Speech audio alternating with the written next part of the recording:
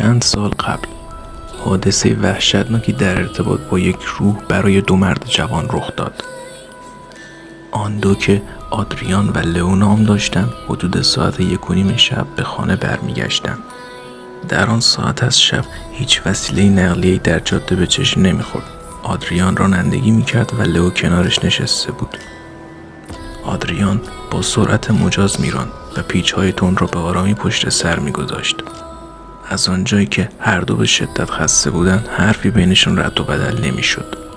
زمانی که به راه ورودی جاده متروکه رسیدند ناگهان آدریان متوجه شد خانم سفید پوشی وسط جاده راه می رود.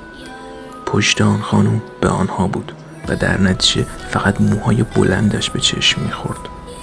آدریان از سرعت ماشین کاست تا بتواند چهره آن خانم را ببیند. از لئو خواست که نگاهی به آن خانم بیاندازد و وقتی متوجه شد که لئو هم می تواند آن را ببیند خیالش تا حدی راحت شد. آدریان نمی توانست باور کند که روح دیده و در عین حال از اینکه خانمی تنها در آن ساعت از شب در آن جاده قدم میزند هم تعجب کرده بود. حتی در روز روشن هم هیچ کس جرأت نداشت پیاده به آنجا برود، چون جاده کم عرض و به شدت خطرناک بود. علاوه بر آن این زن تنها در آن ناحیه کوهستانی چه میکرد؟ آدریان از گوشه چشم نگاهی به لئو انداخت. لئو وحشت زده و بیمناک به نظر می رسید. وقتی به زن نزدیکتر شدند آدریان تمرکز کرد.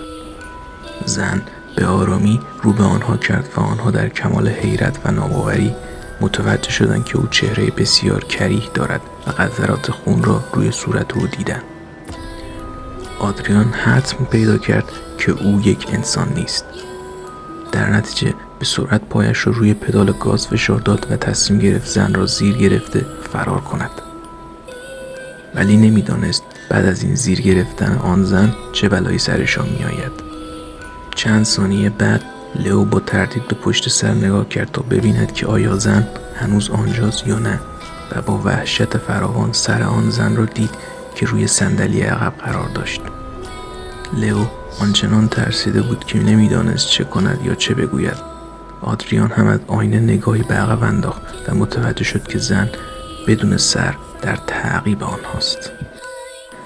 بعد از آن حادثه آدریان و لئو تا مدت‌ها شوکه بودند و قدرت تکملشان را ضعیف شده بود. بعد از مدت زیادی جریان را برای نزدیکان خود تعریف کردند و تصمیم گرفتند که هرگز به آن جاده نزدیک نشوند.